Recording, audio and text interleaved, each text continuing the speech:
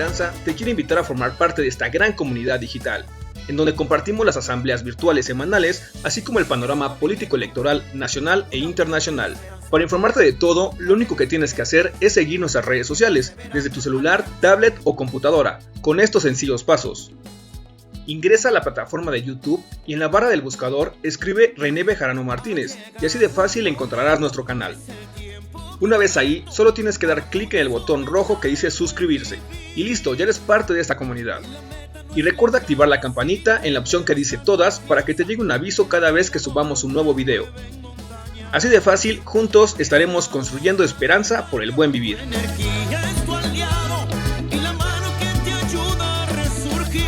Movimiento Nacional por la Esperanza.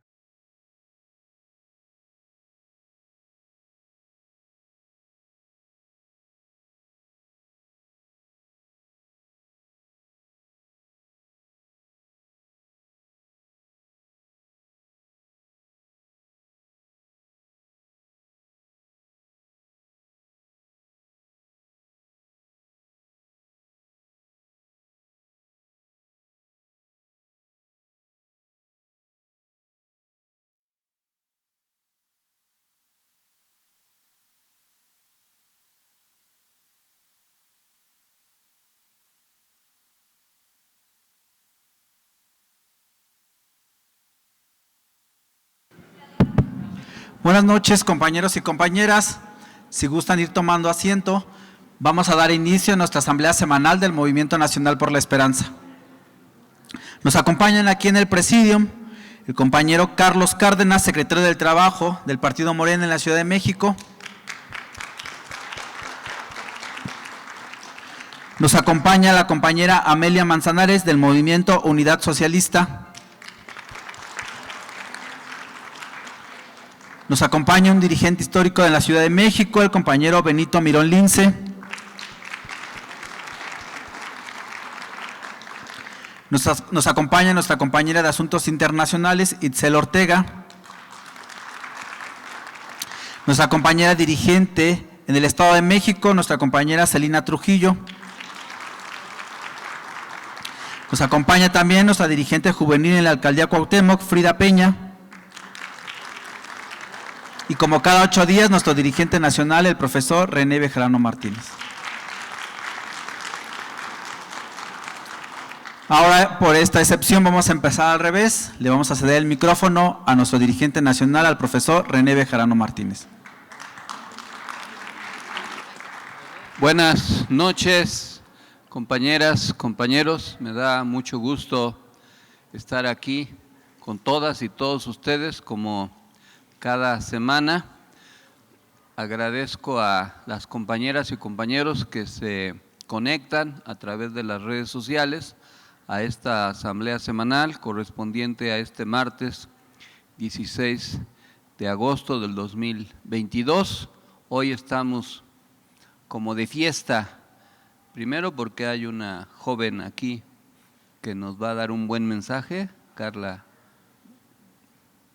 Frida Peña, de la Alcaldía Cuauhtémoc, que está nuestro querido compañero de hace mucho tiempo, Carlos Cárdenas, que también nos da mucho gusto que esté, y compañero de muchas batallas desde hace mucho tiempo, el compañero Benito Mirón Lince, quien ahora dirige el Movimiento de Unidad Socialista.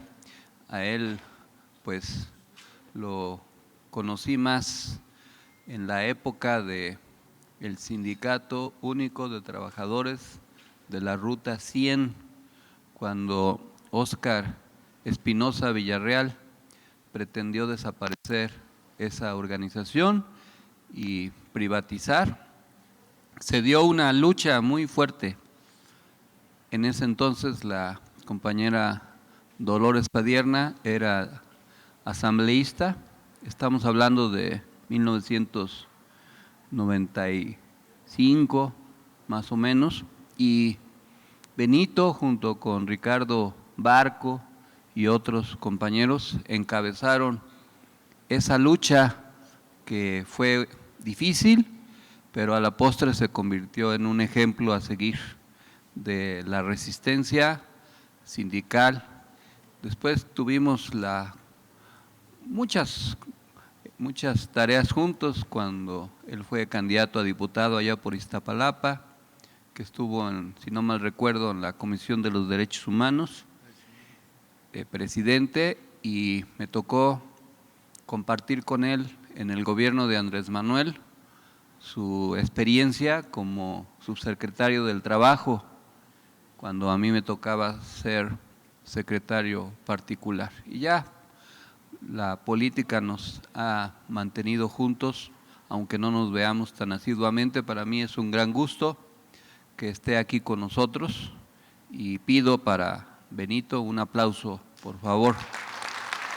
Le decía yo hace rato que hay 3 Benitos importantes en la historia de la humanidad: Benito Juárez, Benito Bodoque y Benito Mirón. Esos 3 han sido cruciales en la historia.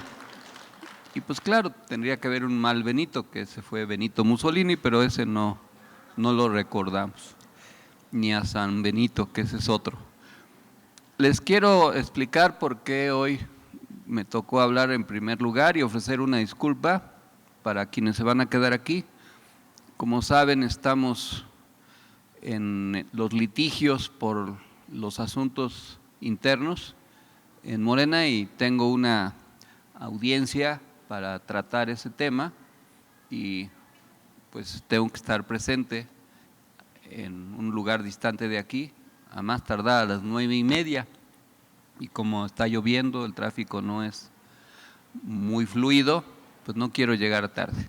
Por eso les voy a pedir que escuchen esta información y que después, como acostumbran, va a hablar Benito, Itzel y la compañera Frida, que se mantengan conectados y presentes para escuchar el resto de la información.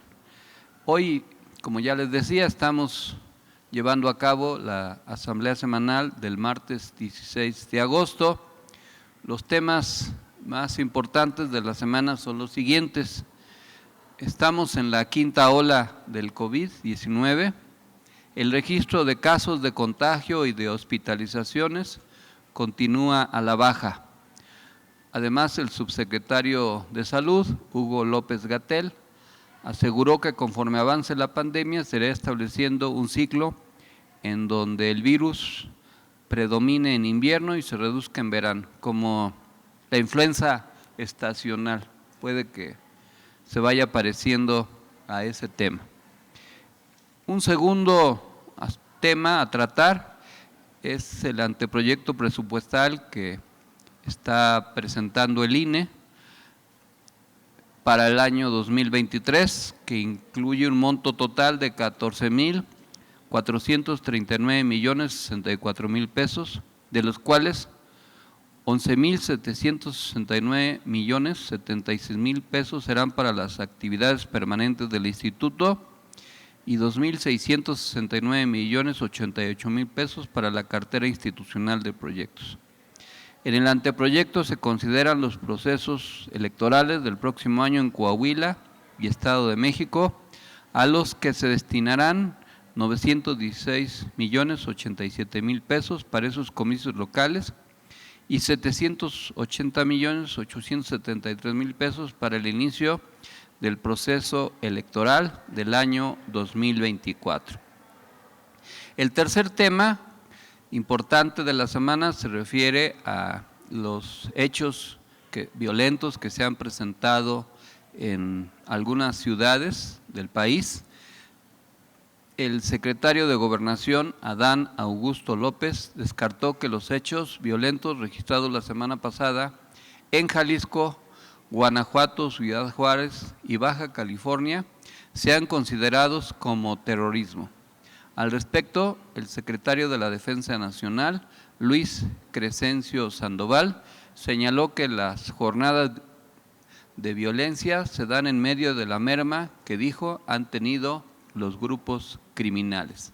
Textualmente señaló: están tratando de mostrar cierta fuerza a través de generar estas acciones de violencia o de propaganda criminal, sentenció el funcionario, quien aseveró que hay un despliegue, como no había antes, de elementos de seguridad. Y vinculado indirectamente a este tema, el juicio de Genaro García Luna fue postergado hasta el 9 de enero de 2023 por el juez federal encargado del caso, al conceder la solicitud de la defensa del exsecretario de Seguridad Pública de México para ofrecer más tiempo de preparación ante el creciente volumen de evidencia entregada por los federales. En otro tema, referente a la autosuficiencia de la canasta básica, aun cuando México tiene una balanza comercial agropecuaria superavitaria, es necesario buscar la autosuficiencia alimentaria, en especial de la canasta básica, afirmó el presidente Andrés Manuel López Obrador. Destacó que a pesar de que en el pasado México producía todo el arroz que se consumía, en la actualidad se ha desplomado y el 80% de este producto es importado. En otro tema, el presidente Andrés Manuel López Obrador aseveró que hace falta una reforma al interior de las universidades públicas del país en la que se establezcan las bases para un manejo de su presupuesto con más equidad, con más eficiencia, evitar gastos superfluos y la corrupción, y con la que se combata la participación de los caciques que existen al interior de esas instituciones. Y vinculado al tema educativo, se hizo el nombramiento de la nueva secretaria en Educación Pública, la maestra Leticia Ramírez Amaya. Será la nueva secretaria de Educación Pública en sustitución de Delfina Gómez Álvarez. Ramírez fue coordinadora de Atención Ciudadana cuando Andrés Manuel López Obrador fue jefe de gobierno del entonces Distrito Federal. Inició en el cargo en 2006 y lo desempeñó hasta el 2012. Más tarde, de 2012 a 2018, fue asesora de la Secretaría del Medio Ambiente de la Ciudad de México. Por su parte, Delfina Gómez sale del cargo para ser la candidata de Morena al gobierno del Estado de México. A mí en lo personal me dio mucho gusto el nombramiento de la maestra Leticia. La conocimos en la promotora de la sección 9 de la CENTE, allá por los lejanos años de 1981, 82, en las huelgas de junio. Después en la primavera magisterial de 1989, ella fue integrante del comité ejecutivo de la sección 9, la democrática, y siempre ha sido una maestra muy comprometida con la educación. Un aplauso para la maestra Leticia Ramírez. Enhorabuena. En el tema del agua, la Conagua determinó reducir el suministro del agua en al menos 12 alcaldías de la Ciudad de México a partir de este lunes, debido a la escasez de lluvias en las temporadas 2020, 21 y 22. La falta de lluvias ha provocado que las presas de almacenamiento del sistema Cutzamala, que abastecen parte del suministro de agua potable en el Valle de México, presenten bajos niveles. Esta reducción se verá reflejada en una menor presión, principalmente en las alcaldías Álvaro Obregón, Azcapotzalco, Benito Juárez, Coyoacán, Coajimalpa, Cuauhtémoc, Iztacalco, Iztapalapa, La Magdalena Contreras, Miguel Hidalgo, Tlalpan y Venustiano Carranza. Pues son casi todas. Mejor hubieran dicho en cuáles no, ¿verdad? Pero bueno, en todas esas. Lo único bueno es que va a haber menos personas que anden en el agua. Eso va a ser lo positivo. En el mismo tema del agua, el gobierno federal firmará un acuerdo con el gobernador de Nuevo León, Samuel García, para la construcción de un acueducto que lleve más de 5,000 litros de agua por segundo desde la presa El Cuchillo hasta Monterrey, con el fin de paliar la sequía que vive la capital neolonesa. El desafío es que los 106 kilómetros de tubería y plantas de bombeo que se construirán comiencen a operar en el año 2023. En otro tema, el presidente Andrés Manuel López Obrador anunció la creación de una empresa administrada por la Sedena, que estará a cargo del aeropuerto de Santa Lucía, así como los aeropuertos de Tulum, Chetumal y Palenque. También el Tren Maya. La empresa va a depender de las Fuerzas Armadas y va a destinar el 75% de sus utilidades para las pensiones de marinos y soldados. En el tema político partidario, Morena repondrá el procedimiento de elección de integrantes a sus congresos estatales durante los 3 próximos fines de semana en algunos distritos de Baja California, Chiapas, Durango, Guanajuato, Guerrero, Jalisco y Tamaulipas. Asimismo, se realizarán los congresos estatales de la siguiente manera. El próximo fin de semana, 20 y 21 de agosto, se van a hacer los congresos estatales de Baja California Sur, Puebla, Sonora, Querétaro, Tabasco, Yucatán, Quintana Roo, Chihuahua, Colima, Sinaloa, Coahuila y Nayarit. El 27 y 28 de agosto, Aguascalientes, Campeche, la Ciudad de México, el Estado de México, Hidalgo, Michoacán, Morelos, Nuevo León, Oaxaca, San Luis Potosí, Tlaxcala, Veracruz y Zacatecas. Y el 3 y 4 de septiembre, Baja California, Chiapas, Durango, Guanajuato, Guerrero, Jalisco y Tamaulipas. El Congreso Nacional se mantiene en las fechas previstas a mediados de septiembre. En lo referente a los procesos electorales que se están haciendo en el continente, este martes arrancó de manera oficial en Brasil la campaña electoral de los comicios de octubre, en los que no solo se elige al próximo jefe del Palacio de Planalto, como se llama el Palacio Presidencial, con el expresidente Luis Ignacio Lula da Silva como principal favorito, sino también a gobernadores estatales y diputados regionales y federales. Esperamos que en octubre el PT y sus partidos aliados regresen al poder y con eso se consolide la tendencia a que las fuerzas progresistas, democráticas y de izquierda gobiernen alrededor de 2/3 de la población del sur de Estados Unidos hacia abajo. Porque ahorita con los países que se gobiernan ya se gobierna el 53% de la población, pero Brasil es el país más poblado después de Estados Unidos de este continente. Y si logra la izquierda ese triunfo, pues se va a consolidar la tendencia. Recordemos que ahorita, pues aparte de algunos países del Caribe, están gobernados por la izquierda: Cuba, Nicaragua, Honduras, Venezuela, Colombia, quien acaba de tomar posesión, Gustavo Petro, Bolivia, Argentina, Chile y obviamente México. Y si se gana Brasil, pues eso daría todavía una correlación favorable. En lo que se refiere al proceso en Estados Unidos, el FBI se llevó 11 lotes de documentos clasificados durante el registro de la semana pasada que estaban en la mansión que Trump tiene en la Florida, en virtud de una orden que facultaba a los agentes para incautar esos documentos supuestamente clasificados. El exmandatario alegó que él mismo desclasificó los documentos sospechosos. Ya veremos qué pasa. Aquí van unas imágenes de Bolsonaro, el casi expresidente de Brasil, y Lula, quien muy probablemente vuelva a ser presidente de aquella nación.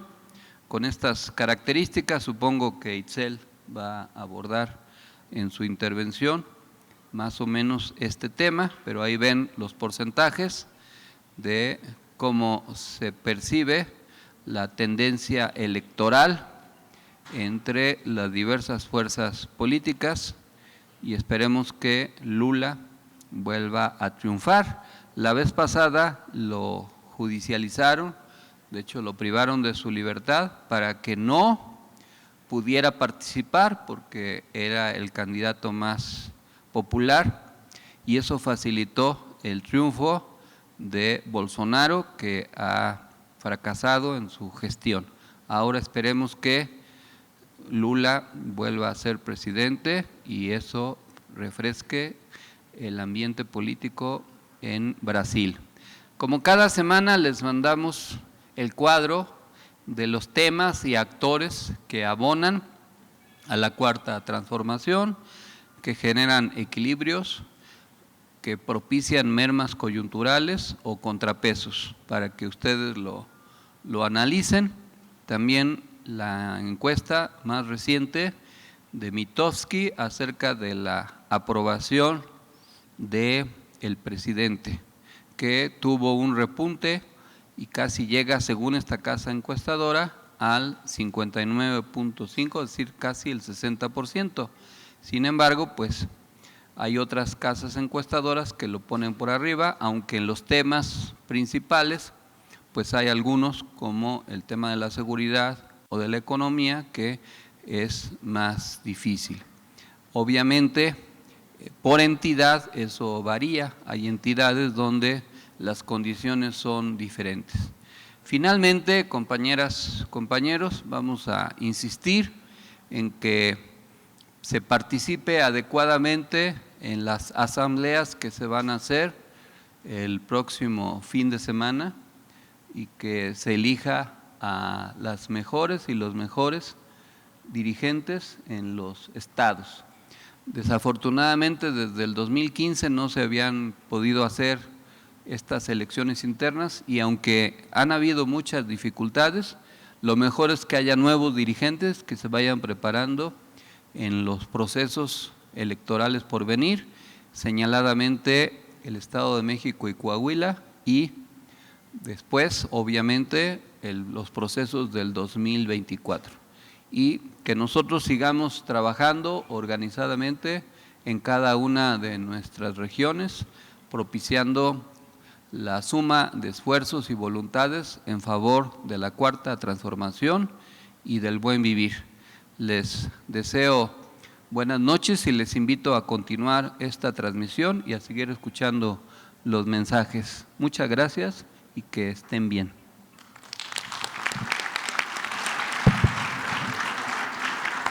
Muchas gracias, profe. Y ahora le cedemos el micrófono a nuestro compañero Benito Mirón Lince.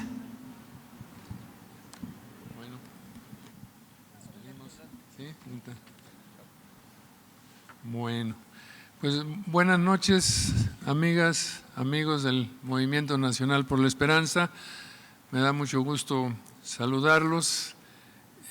Bueno, tengo el gusto de conocer a muchas y a muchos de ustedes ya desde hace tiempo y desde luego al profesor René Bejarano con todo afecto y cariños, como ya lo explicó él, que hemos andado en una que otra. Y solamente aclarar que por méritos estoy más cercano de Benito Bodoque que de Benito Juárez, ¿no? Eso sí también, aunque le agradezco al profe la relación con Juárez. Bueno, yo quiero dejarles una inquietud.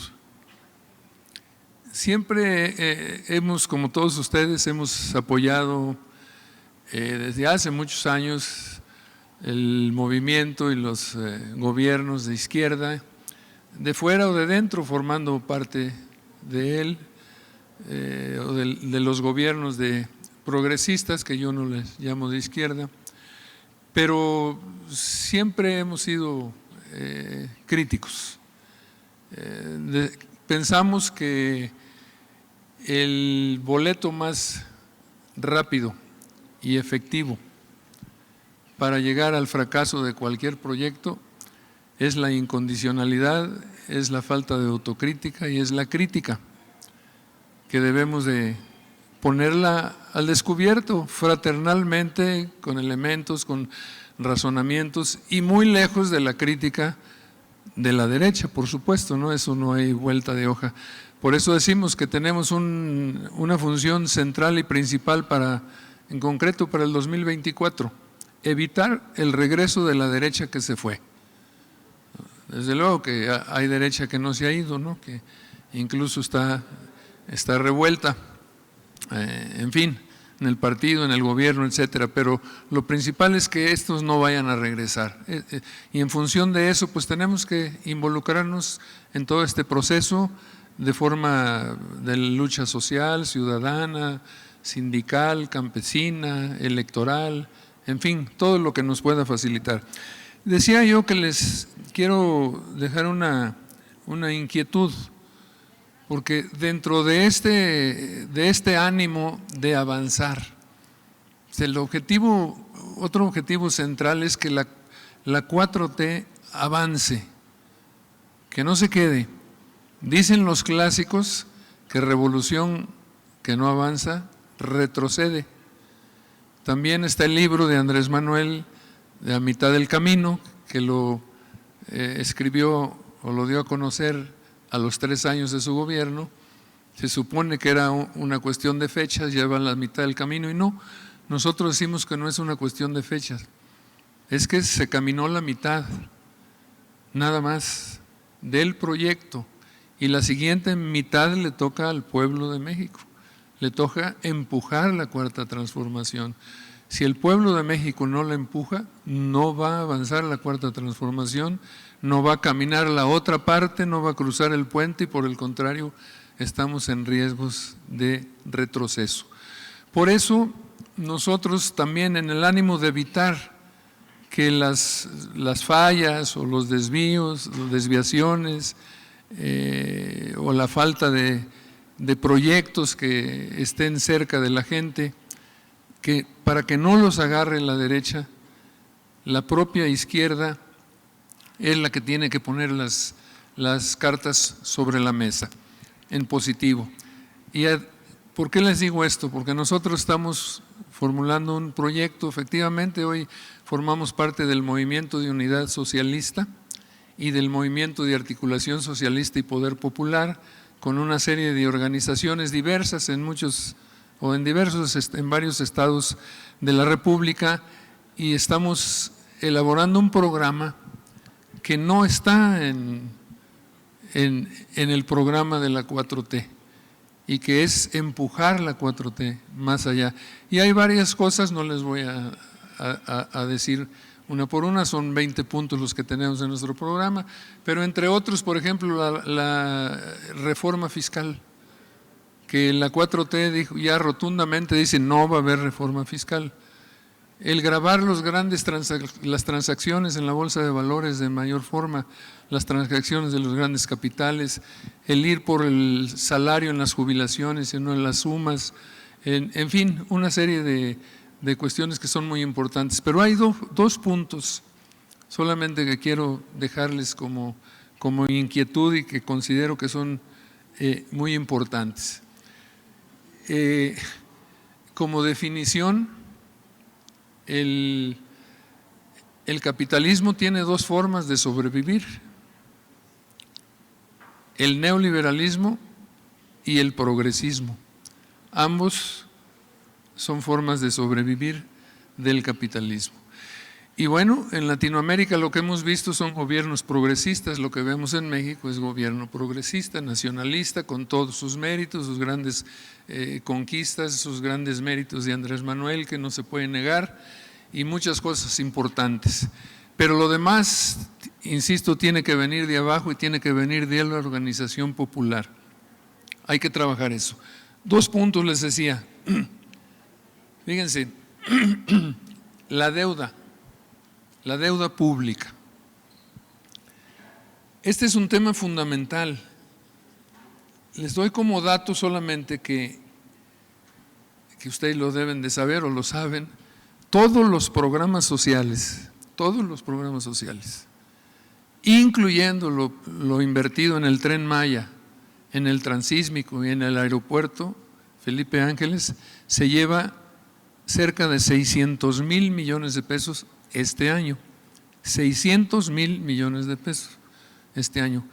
El pago de los intereses, no de la deuda, que no se paga, de los intereses este año, 900,000 millones de pesos, y el año entrante rebasa el billón de pesos, 1,000 millones de pesos. los programas sociales, sin incluir los programas prioritarios del gobierno, que mencioné, solamente los adultos mayores, becas, etcétera, 420 mil millones de pesos. Y nosotros decimos, bueno, se da a 10 millones de familias los programas sociales. Si lo multiplicamos por 4 por familia, son 40 millones de mexicanos que reciben los programas sociales. Pues 40 millonarios reciben 900 mil millones de pesos al año. Las grandes empresas, prestamistas, las tenedoras de bonos, sin abonar un centavo a la deuda. Fíjense, en el 2001 pagamos 205 mil millones de intereses de la deuda, en el 2001. En el 2006 pagamos 250 mil millones de pesos. Me salto unos años, en el 2015 pagamos 437 mil millones de pesos. En el 2020, 732 mil millones de pesos. En el 2022, cercanos a los 900 mil millones de pesos, y el año que entra, 1 billón, arriba de 1 billón de pesos. Dato, la deuda va a crecer más en el sexenio de Andrés Manuel que en el sexenio de Peña Nieto. Peña Nieto recibe con 10.5 billones la deuda y la recibe y la sube 5, la entrega con 10.5 billones a Andrés Manuel. Subió en el periodo de Peña Nieto 5 billones la deuda que la recibió de Calderón y ahorita estamos cerca de los 14 billones. O sea, va a crecer más la deuda pública con Andrés Manuel que con Peña Nieto y por supuesto que con Calderón y con Fox. Y decimos, que Andrés Manuel ha contratado deuda. No, fíjense que casi no, un poco sí, pero ni comparación, mucho menos que lo que contrató Peña Nieto. Y además aquellos se la robaban y hoy no. El combate a la corrupción es un hecho indiscutible y afortunado, ¿no?, del gobierno de la 4T de Andrés Manuel. Claro que todavía hay mucha por ahí, ¿no? Pero en estos términos, y sin embargo vamos a tener más deuda, solo los intereses. Entonces, ¿por qué? Decimos nosotros. Bueno, yo les decía que yo defino a la 4T como un gobierno nacionalista, progresista, honesto, progresista en lo social, pero la política económica del gobierno de la 4T, la política del Banco de México y la política de Hacienda es auténticamente neoliberal, o sea, no ha cambiado. Viene la inflación y la salida del Banco de México es subir las tasas de interés, con lo que se protegen los capitales financieros, se frena la economía, por lo tanto aumenta el desempleo y la capacidad de compra del pueblo. O sea, esos son los datos que nosotros les traemos aquí y en función de esto, bueno, les menciono el FOBAPROA porque, por cierto, me tocó, yo estaba de diputado federal en el 98, 98-99 que se votó el FOBAPROA y se perdió por un voto la deuda de los banqueros, ¿verdad?, que se hizo pública, nos la pasaron a nosotros, el pueblo de México es el que la debe, ellos felizmente, eran 525 mil millones de pesos, eso fue la deuda que se privatizó, que se le dio al pueblo, más bien que se le dio al pueblo, no, que se le quitó a los banqueros y que se le dio al pueblo de México para deberla. Bueno, llevamos 22 años pagando el FOBAPROA, para este año se van a destinar 40 mil millones de pesos solo del pago de intereses del FOBAPROA. Por ejemplo, para cultura se van a destinar 15 mil millones, para pueblos originarios 3.800 millones, para el FOBAPROA, intereses 40 mil millones. ¿Saben cuánto debemos? Ya rebasó el billón de pesos. Llevamos 22 años pagando el FOBAPROA y debemos el doble. No se abona un solo centavo al FOBAPROA. Y entonces nosotros decimos, ¿qué va a pasar en 2 años? ¿Qué cuentas vamos a entregar como cuarta transformación. ¿En dónde está la cuarta transformación? Está en muchos lados, muchas cosas, ya sabemos, la parte positiva del gobierno de Andrés Manuel, los programas sociales, pero en los programas sociales se reparte el presupuesto, no se reparten las oportunidades de generar la riqueza. Entonces, ¿por qué no le entramos a estos temas? ¿Por qué la gente no dice vamos a empujar la 4T? ¿Por qué no le decimos a quien les tenemos que decir? Esto no puede seguir así. No podemos seguir en un gobierno progresista, nacionalista, con esquemas económicos total y absolutamente neoliberales. Hay manera de hacerlo. Nosotros hemos conformado la promotora, se denomina la promotora por la cancelación de la deuda pública, y para no vernos radicales decimos, bueno, moratoria por 2 años. ¿Saben cuánto tendría el gobierno? Y nosotros decimos, esto es para apoyar a la 4T, esto es para apoyar al gobierno de Andrés Manuel López Obrador, para que tenga recursos. No hay recursos, se están agotando los recursos. Por eso se habla ahora de pobreza franciscana, es real pues. Afortunadamente Andrés y el gobierno está respondiendo por todo lo que ya ha hecho, ¿no? Las obras, los programas sociales, becas, adultos mayores, etcétera, etcétera, todo esto. Pero no alcanza el dinero, ya no es suficiente, se está recortando muchísimas áreas de muchas secretarías y de muchos programas hacia afuera. Entonces, nosotros conformamos la promotora por la cancelación de la deuda pública y decimos una moratoria de 2 años, que sí se puede, por supuesto que se puede, otros países lo han hecho, y en 2 años tendríamos 2 billones de pesos que se podrían invertir a salud, a educación, al campo, al mundo laboral, etcétera, a todo lo que nos está haciendo falta y que no nos alcanza. Bueno, hay un organismo internacional que encabeza un economista belga que se llama Eric Tussaud, muy reconocido a nivel internacional. Él fue asesor de Chávez, él formó parte de la auditoría que se hizo en Ecuador y la renegociación de la deuda pública que se hizo en Ecuador.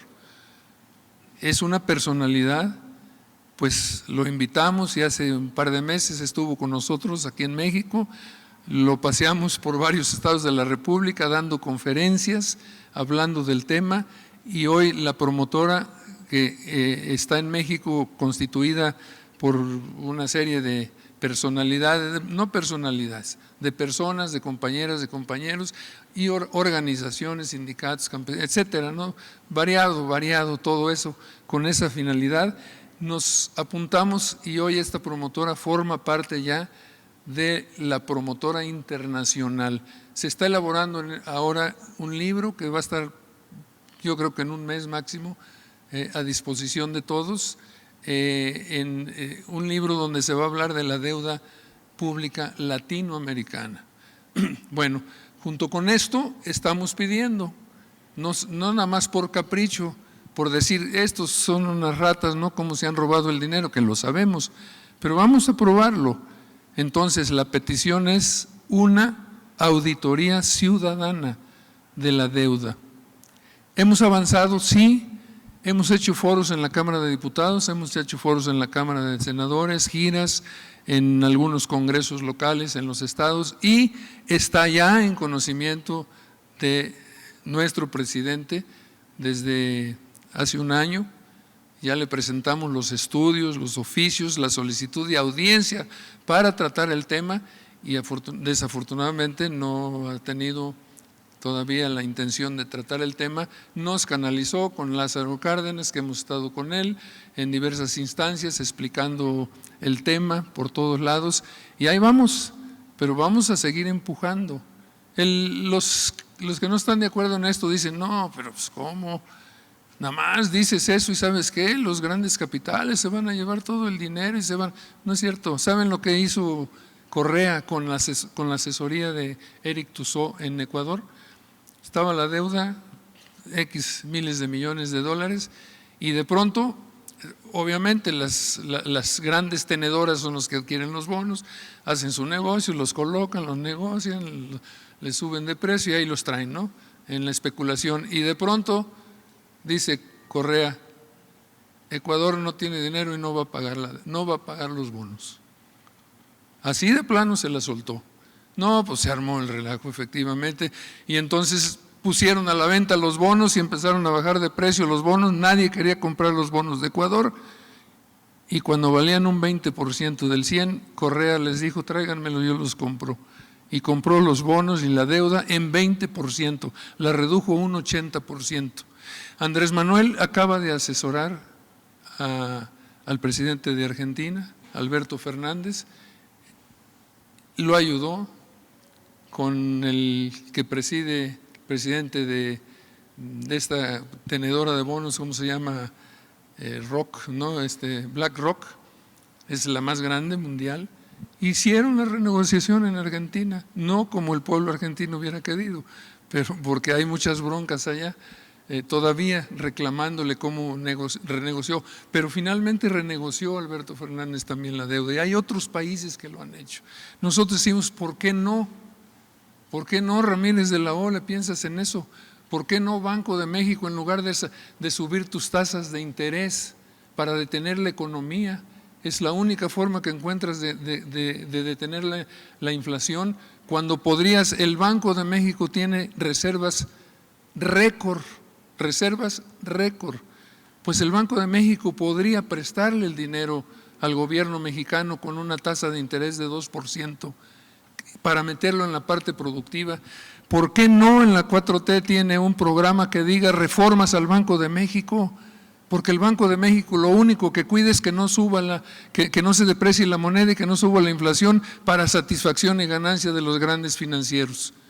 No, señor, ¿por qué no? ¿Por qué no buscar otras medidas que promuevan la economía? La inflación se combate invirtiendo en proyectos productivos. Eso es lo que se tiene que hacer, decimos nosotros.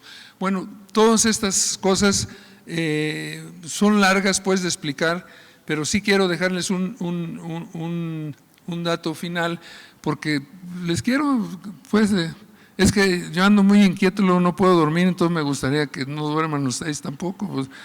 Pues sí, ¿no? Pues ¿cómo? ¿Por qué ustedes sí y yo no? ¿No? Bueno, gana la banca en 2021 182,000 millones de pesos y crece en sus utilidades respecto al año anterior el 65%, la banca. Ese es en el 21, no fue casualidad.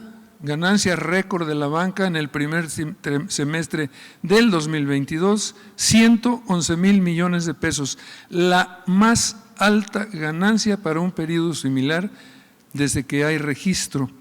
Y otro dato que no les va a gustar, ganancias del Grupo Carso, léase Carlos Slim, en 2021 90%, y fueron 90% más, fueron 12,300 millones de pesos en relación a 2020.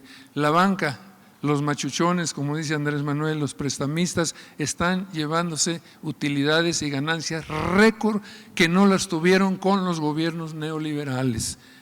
En cambio, ¿tenemos crecimiento económico? No hay crecimiento económico, no lo tenemos.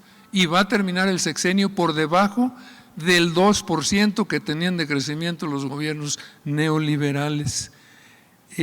Tenemos alta inflación, inflación récord que no la tuvieron los gobiernos neoliberales.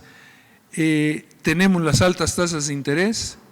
Y decimos, los programas sociales y las remesas están salvándonos, pero no nos podemos quedar atenidos a eso. Bueno, eso, aquí hay unas hojitas.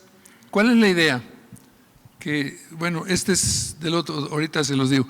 La idea es que estos temas los tratemos en la izquierda, que tengamos debate sobre eso. Y hay que ser cuidadosos, desde luego, a saber dónde se tiene, ¿no? No nos vamos a ir a exhibir abiertamente para que la derecha no va a agarrar ningún argumento de estos, ¿no? Pues no le conviene, al contrario. Pero de todos modos tenemos que ser cuidadosos, pero creo que hay instancias como estas donde sí se podían discutir estas cosas y decir qué proponemos, qué agenda llevamos para adelante. El que piense que el 24 está muy fácil, yo creo que se equivoca.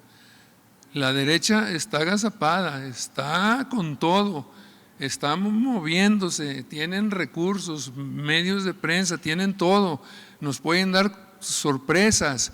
Y ojo, no va a estar en la boleta Andrés Manuel, y nadie tiene lo que tiene Andrés Manuel de acercamiento, de carisma con la gente. ¿Y cuál va a ser el discurso de nuestro candidato o nuestra candidata? ¿Los programas sociales? ¿Las becas? Ya no va a pegar ese discurso. Tenemos que ir a otras cosas. Nosotros decimos, ¿por qué no el nuevo candidato o el candidato que venga o la candidata, por qué no cambia el lema? Y dice, los programas sociales están bien porque como se recibió el país del neoliberalismo deshecho, primero los pobres, pero ahora vamos por cada vez menos pobres. No primero los pobres, primero los pobres, y siempre van a estar primero los pobres porque siempre va a haber pobres. No, hay que cambiarlo por cada vez menos pobres, y eso solo se hace si cambiamos la visión social, nada más de apoyos, a la visión de desarrollo social con proyectos productivos. Bueno, en ese escenario tenemos el otro tema, voy a ser breve ya en este otro tema, que es el campo. Hemos estado recorriendo el campo en los ejidos y créanme, sinceramente, ustedes lo sabrán, es un desastre. No hay programas de apoyo al campo. Están los programas que conocemos del gobierno, pero es un apoyo individualizado. El apoyo productivo no existe, la economía solidaria en el programa de la 4T.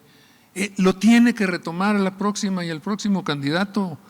Si no, hasta la derecha nos los va a agarrar. Los ejidos están en la calle. Una anécdota brevísima. Recorrimos varios ejidos en Yucatán, estamos regresando de allá, y le preguntaba yo, vimos, y no hay jóvenes en los ejidos, no hay jóvenes. Le dije a uno de ellos, oye, ¿cuántos hijos tienes tú? 2, ¿y por qué no están aquí? Y dice, pues ¿a qué se quedan? Aquí lo que tenemos es la pensión que nos llega nada más de Andrés Manuel, dicen, pero todo, no tenemos chance, no podemos producir nada. Bueno, ¿y dónde están tus hijos? Uno trae un taxi en Mérida y otro ya se fue a Estados Unidos. Esa es una desgracia en México y eso está sucediendo ahorita en esos términos. Por lo tanto, nosotros estamos planteando dentro de esos programas el constituir convenciones estatales agrarias con los ejidatarios, los comuneros, el sector social de la economía y los pequeños propietarios, las cooperativas. Constituirlas y presentar un programa para el campo, y ahí lo relacionamos. Les decía yo que si logramos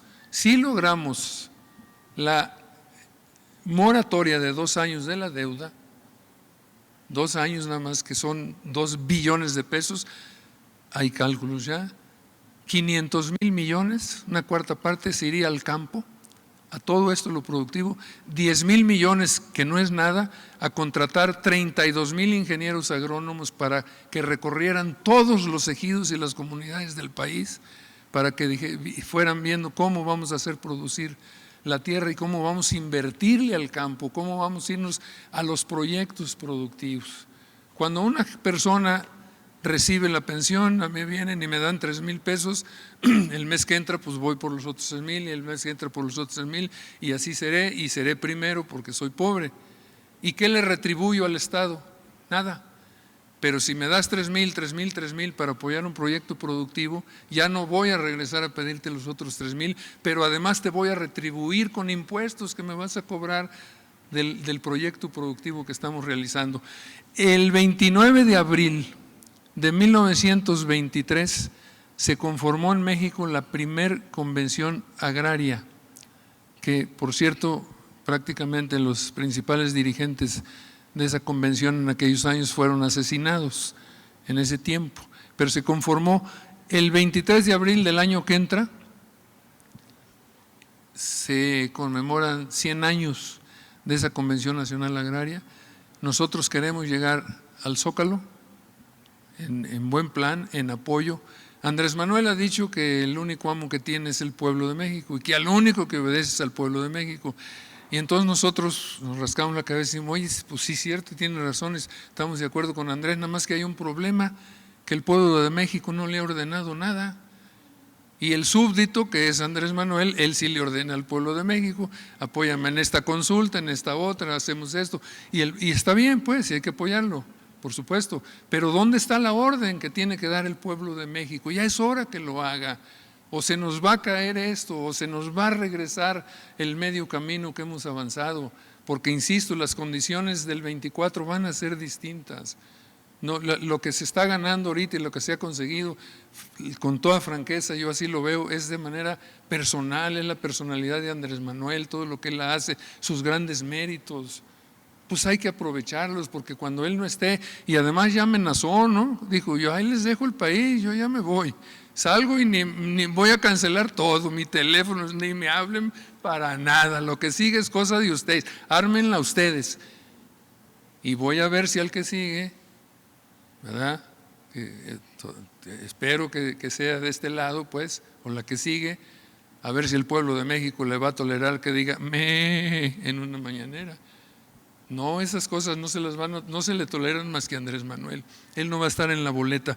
Entonces, estamos relacionando esto, lo de la deuda, lo de la inversión productiva en el campo, entre otras cosas, y la invitación que les hacemos es que nos ayuden, si les convence esto, a ser promotores, porque queremos juntar cientos de miles de firmas para llegar el 29 de abril, que se conmemora los 100 años de la primera convención agrarista en México, con el nuevo paradigma agrario, con un documento discutido que por supuesto que vendrán por aquí el documento y las aportaciones de todos lados, que queremos que todo el mundo participe para armar un documento serio, con bases, con todo, y llegar ese día ahí y pedir esas dos cosas: una auditoría como parte del apoyo a Andrés Manuel en el combate a la corrupción.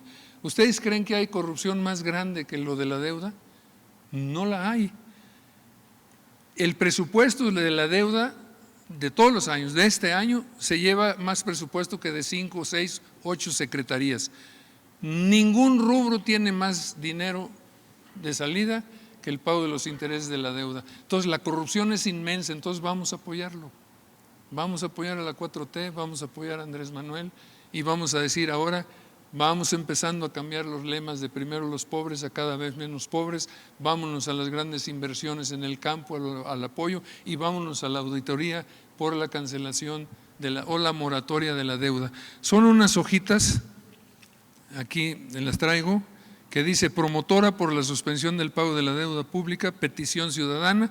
Está fundamentada en los artículos 8 y 34, fracción quinta de la Constitución, y trae aquí 4 rubros, ya no se los leo, pero dice, ¿no?, cancelar la deuda, la auditoría, etcétera, etcétera. Entonces, les vamos a poner una hojita en su mesa, en lo que sigue la reunión, y ojalá, si los convence, pues nos echaran su firmita, y desde luego nos vayamos juntos en una verdadera movilización en el próximo abril a entregar en apoyo, que quede claro, a la 4T, y en apoyo a los recursos del gobierno de la 4T, y en apoyo a Andrés Manuel en lo que se ha fijado él como combate a la corrupción y como el combate a la desigualdad. No ha habido combate a la desigualdad hasta ahora. Ya vimos los números, la desigualdad es creciente, cada vez está más lejana. Creo que esas cosas hay que intentarlas, hay que seguir para adelante y no permitir que la 4T se nos vaya a regresar. Muchas gracias. Muchas gracias, compañero, por esta información tan importante y tan relevante sobre la deuda pública que padece desafortunadamente en nuestro país. Y ahora le cedemos el micrófono a nuestra compañera Itzel Ortega. Hola, queridos compañeros y compañeras, muy buenas noches. Pues voy a iniciar con los temas internacionales.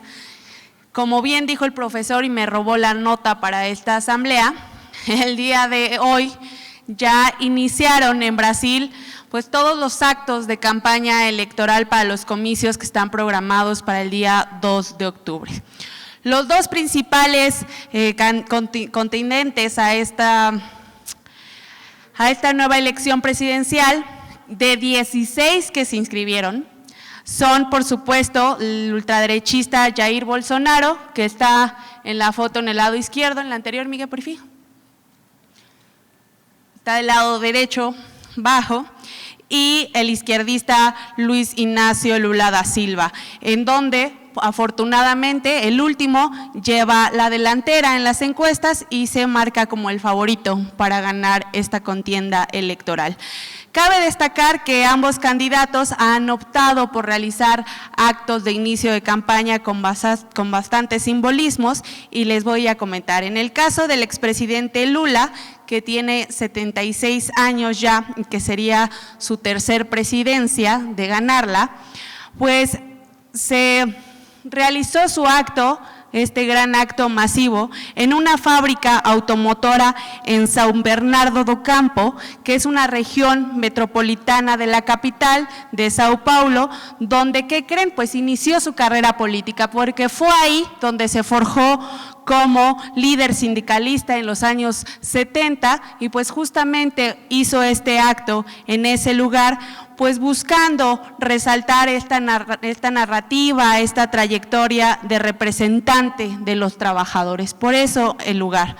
Mientras que Bolsonaro, de 67 años, también inició su acto en un meeting en una esquina en donde él fue apuñalado en el año de 2018 y pues digamos que buscó hacer este acto en esa esquina para pues retomar como esta figura de elegido divino, de sobreviviente y demás. Entonces, ninguno de los dos eligieron aisladamente el lugar en donde iban a iniciar su campaña, repito, están llenos de simbolismos, pero creemos que uno con mucho mayor legitimidad que el otro que intentó victimizarse. Lula parte, como lo dije al inicio, como principal favorito para estas elecciones. Las encuestas lo han colocado desde el inicio como el favorito para ganar estas elecciones, a partir, por supuesto, de que a él se le permitió regresar a esta contienda después de haber sido ya anulada su condena por corrupción, en este caso que aquí hemos explicado, conocido como Lavallato. Sabedor de ello, de que Lula iba a poder contender nuevamente, pues Bolsonaro obviamente intensificó sus ataques a él y al sistema electoral de ese país, intentando sobre todo meter el argumento en la sociedad brasileña de que las urnas electrónicas que serán usadas en este proceso electoral no funcionarían y que se permitiría un fraude electoral cibernético. En fin, este argumento ha ido acrecentándose con el paso de estas elecciones y seguramente se van a intensificar en los eventos de Bolsonaro. Para que nos demos una idea de este argumento de que Lula es el favorito, el día de ayer la consultora IPEC indicó en su encuesta, que pueden ver en la parte superior, que Lula vencería en esta primera vuelta con el 44% de los votos a Bolsonaro, quien obtendría el 32%. Ya en un tercer lugar, muy lejano, quedaría el centroizquierdista Ciro Gómez con 6 puntos a su favor. Entonces, ciertamente muy alejado de estos dos primeros lugares. El sondeo también muestra que pues Lula sería la opción favorita entre sectores muy específicos.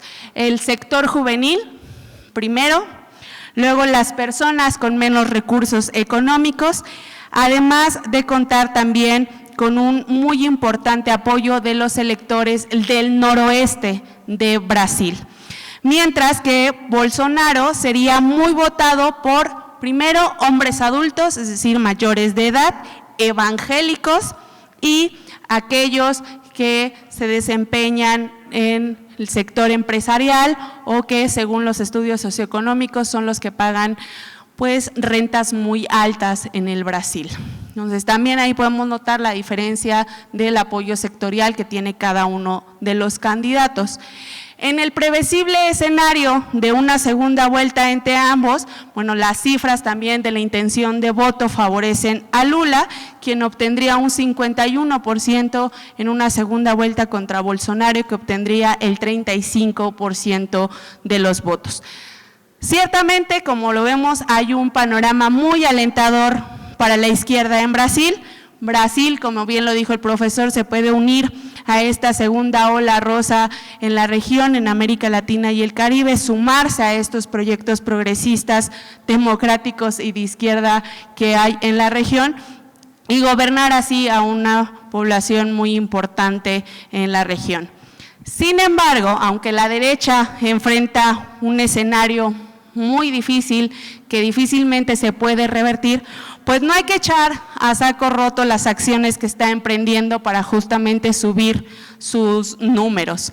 Ha implementado pues varias acciones que yo llamaría hipócritas y por supuesto convenencieras, como por ejemplo bajar el costo de los combustibles en ese país, aumentar las ayudas sociales a días antes de que iniciaran las campañas, por supuesto, ¿por qué? Pues para subir números y no porque les interese ayudar a la población. Y también hay que considerar que tiene la estructura y el recurso gubernamental. Entonces está proyectando que va a ser una inversión millonaria en propaganda. Entonces, pues hay que estar muy atentas y atentos a esas acciones que esperemos no logren revertir ahorita las proyecciones que dan como ganador a Lula. Más de 156 millones de brasileños están llamados a votar obligatoriamente este 2 de octubre, que va a ser la primera vuelta y en donde no solo se va a elegir al presidente de aquel país, sino también se van a elegir diputados, senadores y gobernadores de los 26 estados que conforman Brasil. Entonces, habrá que estar muy al pendiente de las nuevas encuestas y de este andar de los dos candidatos del Brasil, para que nos sorprenda de nuevo Lula ganando aquella república hermana. Y por otro lado, pues quiero compartirles, bueno, les dejo ese esquemita que me pareció muy interesante, justamente que trata de escribir los perfiles de los dos candidatos, cuáles han sido sus posturas, cuáles fueron los beneficios que dejaron a la población brasileña en el poder, en fin, muy breve, pero bastante interesante y define muy bien, creo, las dos personalidades. En otro tema, bueno, pues como saben, la semana pasada, el Buró Federal de Investigaciones de Estados Unidos, conocido como FBI por sus siglas en inglés, cateó la mansión del expresidente Donald Trump en Mar-a-Lago, Florida, para investigar el posible mal manejo de documentos clasificados durante el mandato de Donald Trump. El expresidente enfrenta pues un montón de procesos legales en su contra que van desde delitos electorales, mal manejo de documentos clasificados, hasta procesos por malos manejos por parte de su empresa que se llama The Trump Organization. De hecho, por estos últimos temas, por el mal manejo en su empresa, el expresidente tuvo que ir a testificar ante la Fiscalía de Nueva York, incluso 2 días después de que se realizó el cateo, prueba de que no pues fue un hecho meramente político.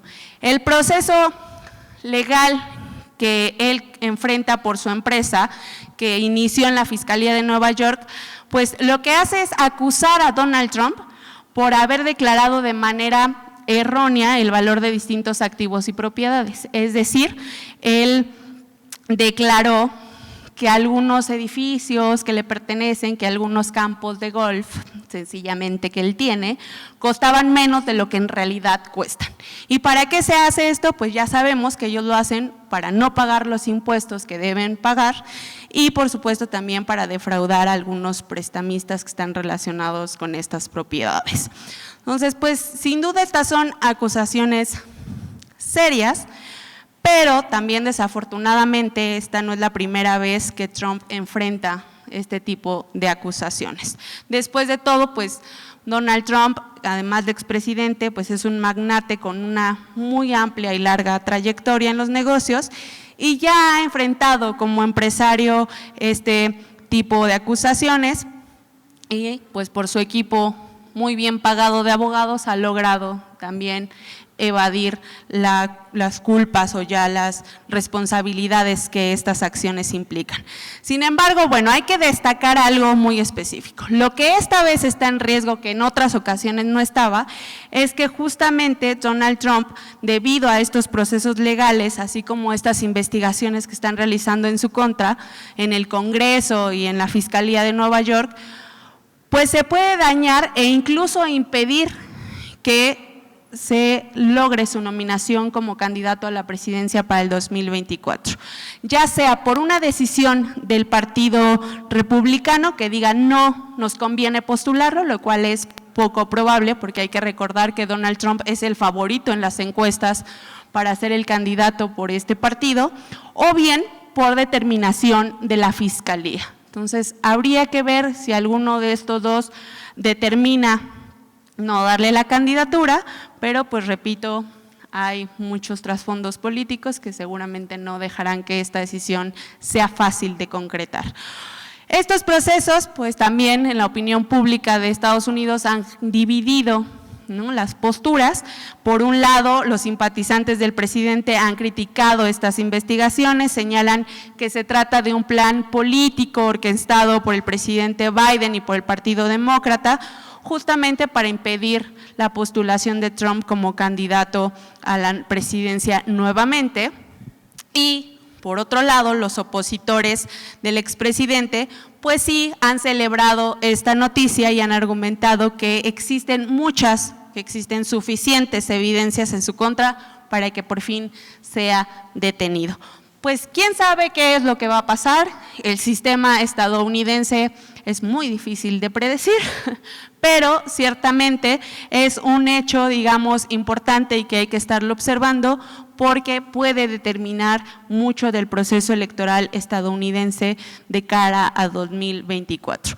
Ya veremos qué es lo que pasa con él.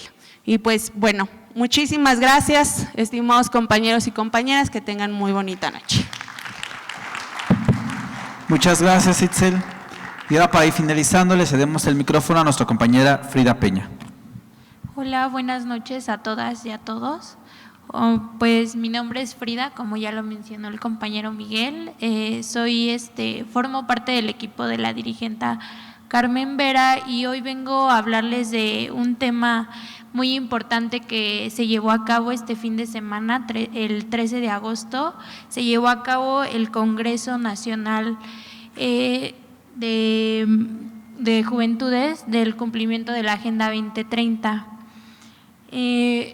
Este evento fue muy importante, tuvimos más de 1,500 inscripciones y pues tuvimos que cerrar la asistencia a 350 asistentes. Contamos con la presencia de regidores juveniles como el regidor de Veracruz, Sebastián Cano, la regidora de Tulancingo, Lucero Cruz Aguilar, nuestro compañero Fernando Hernández, que es director general de Juventudes 4T en Hidalgo, también promotores internacionales de las ODS, nuestra compañera Adeline Pérez, representante de la One Young World, quien formó parte también del Consejo para el Seguimiento de Políticas Públicas del INJUVE. También mencionar que el INJUVE pues estuvo presente, ya que nuestra compañera Alexandra Rojo, que ella encabezó este evento, logró que el director del INJUVE, Guillermo Santiago, y también la compañera senadora Citlali Hernández mandaran un video apoyando totalmente a las juventudes para que se lleve a cabo el cumplimiento de la Agenda 2030, ya que son temas sumamente importantes y que estos temas lo encabezamos las juventudes, ¿no? Que también agradecer que se nos empieza a tomar en cuenta a las juventudes para estos temas en un lugar tan importante como lo es la Cámara de Diputados, ¿no? Y el MNE también jugó un papel muy importante, ya que estuvo también presente nuestra dirigente de Juventudes Maite Camacho, compañeros como Alejandro Peñalosa, que formamos parte del staff, ¿no? Coordinando que este evento saliera de la mejor manera, y me parece que se logró. Y pues nosotras como equipo queremos lograr que en el MNE también se empiece a dar seguimiento a la Agenda 2030, y pues las juventudes que estén interesadas en todos estos temas pues se acerquen con nosotras para empezarlo a trabajar en conjunto y seguir haciendo presencia y lograr más eventos como el que logramos el sábado 13 de agosto.